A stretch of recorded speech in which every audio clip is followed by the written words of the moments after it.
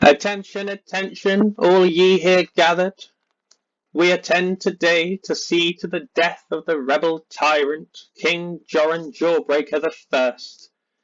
He of House Jawbreaker, he whose crowning has seen our good country plunged into this perilous and lethal international conflict.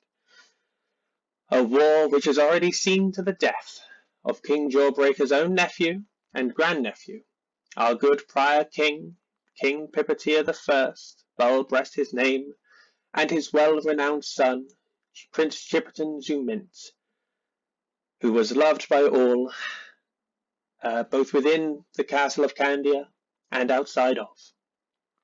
Their death also saw the imprisonment of poor ex-Crown Princess Gelito Zumint, whom is still yet held in commoner by her Imperial Majesty, the good Lady Plumberline, and on the day of his own crowning. For shame, traitor, for shame!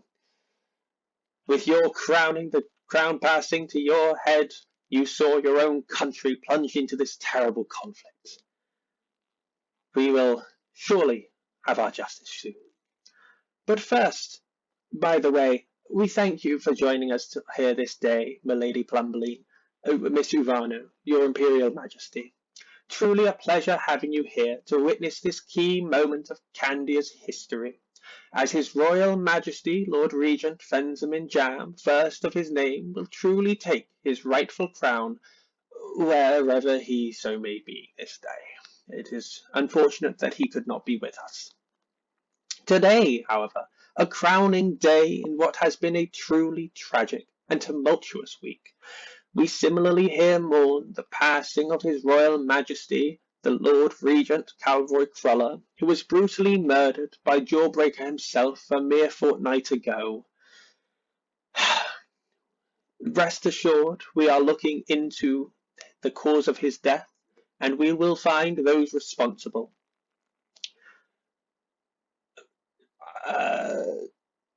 This is where the parchment.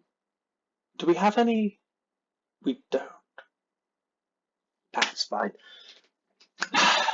Ladies and gentlemen, one and all, forgive for a moment a little filibustering. Simply before we see to the death of this our heretical king, whose death shall be whose lifebloods will be painting the floors beneath us in mere moments. I first wish to share with you all an anecdotal story regarding our prior king.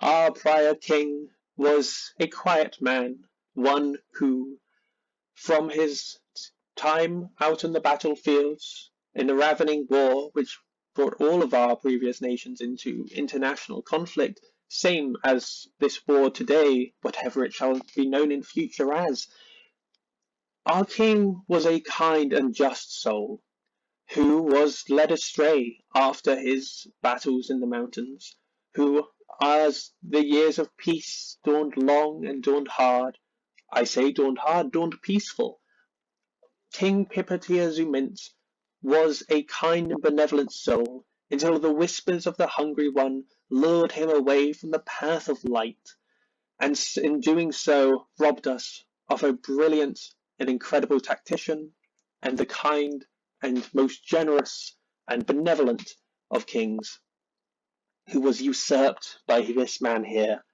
our supposed ruler. On the king's council was a great number of individuals.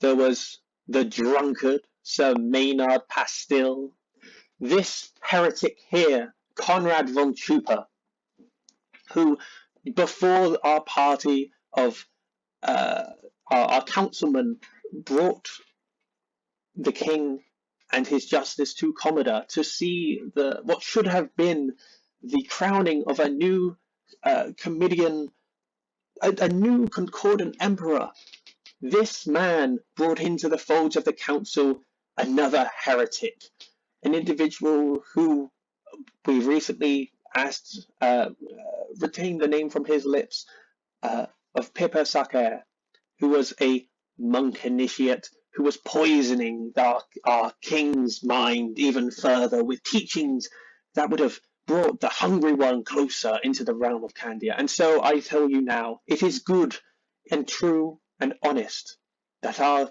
previous king, kind though he was in his youth, now led astray. It is good that he was not crowned concordant emperor. For if he had taken the throne, one can only imagine the heresy that would have been brought to the rest of our lands as the hungry one draws closer and closer to enveloping us all. Heretics, the lot of you, and I cannot wait for in a moment's time when your necks will snap, and surely applause will be heard all throughout these mountains, such that even those who remain in Castle Menelix will hear of the death of their king. But first, continuing my tirade, the council, as I mentioned, the drunk Lord Protector Sir Maynard Pastille was a fool, more so than the court fool, whose name I can't even remember at this time. You see, our Lord Commander, though he may have had some incredible battle victories in his youth, nowadays, well, all he did was drink and drink and drink, and his squire was, if rumour is true, it was his squire who needed to go out and actually do the Lord's work, to do the bulb's work. And, by Lord I of course mean King Pippeteer. Apologies, I keep calling him King, although that title has of course been revoked from him post-mortem. But yes, say so Candyfloss. Some of you are familiar with the House Candyfloss. Yes, they were incredibly brave warriors, incredibly gifted men and women, and their house has been brought to near complete destruction, thanks to Sir Maynard's drunken deeds, his failings, and King Pippeteer's own succumbing to the heresy of the Hungry One. Furthermore, Admiral Blast, who, though you could rate things in life, I can think of many terrible things to say about him in death. The man was, as has come to light, a bastard. Should not have been able to take neither land nor title, and yet was somehow the Grand Admiral of the Candian court. Goodness, if this is not a sign of truly the sorry state that the council had become, if not for Lord Calroy and Lord Fensamin, I dread to think of what could have been if these heretics had continued with this false pretense of power. Regardless, I think it is safe to say that we are in much better hands now. And now I pitch to you all the final and most evident of heresies within that council. The power of their heresy and the Hungry One's power and hold over them was so strong that even a primogen of the faith who joined them in their final days, protected them spiritually as they travelled to Commodore, who guided and guarded the lives of every single one of those heretics in those final days in Commodore, attempted to bring them to salvation, and in doing so, brought herself to the Hungry One's side, and she was seduced by his power. I am, of course, talking about the ex-primogen Cassidy Werthers, whose own sister has quite recently been seen with eyes as dark as night, the Hungry One's signature black shadows writhing through her hair. Who was once a just and kind soul, has been corrupted, and it is through her mouth now that the Hungry One attempts to beseech to us all, to convince us that the Hungry One, the bulb are the same, that anyone can connect to their powers. This is patently not true. For if this were the case, this would have been known long before, but the Hungry One is cruel and unkind. Similar to the bulb above, The bulb who teaches us peace and enlightenment, and the hungry one, regardless of its source, can only be evil. And any who connect to it are clear heretics. Look to Emily Werther's, a kind soul from Maplecrest, who was thought to be incredibly patient and loving, who, well, now is perhaps not the time to speak of these heretics further. Sticking to the point, Cassidy Werthers was once a kind individual, now turned by the heresy of the previous royal council, and so, with only two good eggs amongst them, Lord Calroy Cruller and Lord Fensamin Jam, their protection was not enough to protect the good Primogen, and so it is with the full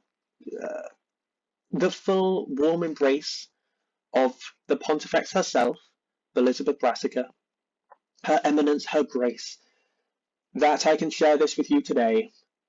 The word of Cassidy Werthers is not to be trusted. Instead, we must now at all times heed the word of the Church and see to the death of heretics like these, such that their pollution does not spread to the rest of Calorum.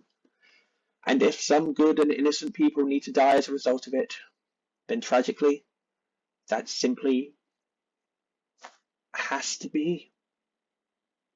I shed a tear now for the horrors that this world inflicts upon us. But join me in prayer now, as we hope and pray that the bulb will someday strike the hungry one from all our hearts. And until then, we must be pious, we must be just. There are many kind souls. Many kind souls, I think now, who have been corrupted, who could once have been saved. Many of the names I've spoken, even just now, I'm sure Pippa Sacer, when they were a child, were not yet corrupted by the hungry one, but were tempted to his side nonetheless. Say so Candyfloss, I'm sure, when they joined the court, were kind and benevolent. I spoke with their father back when we were in the war together, and he was a great man, and his mother, Sayso's mother, was similarly incredible. However, not all good things last. And so, Sir Caradon Deeproot, a small round of applause. I don't see him. That's fine. Next time you see Sir Caradon, please give him a round of applause for striking the heresy from everyone, for many of those councilmen. But I digress. I will get back to the point. Pippa Sacer, Say So Candyfloss, ex-Princess Gelito Zumint, ex-Prince Chipperton Zumint, Sir Maynard, the drunken fool, Silvio, I believe was the name of the fool, who has similarly, his life has been extinguished in the horrors of war. These are but some of the names that the heresy of that council corrupted. These were kind and good people who I'm sure many of us here today remember well. And Admiral Blast, though he may not have been of our kingdom, did, for a time, do incredible works of wonder and brought great peace to all of us. Still, it is a travesty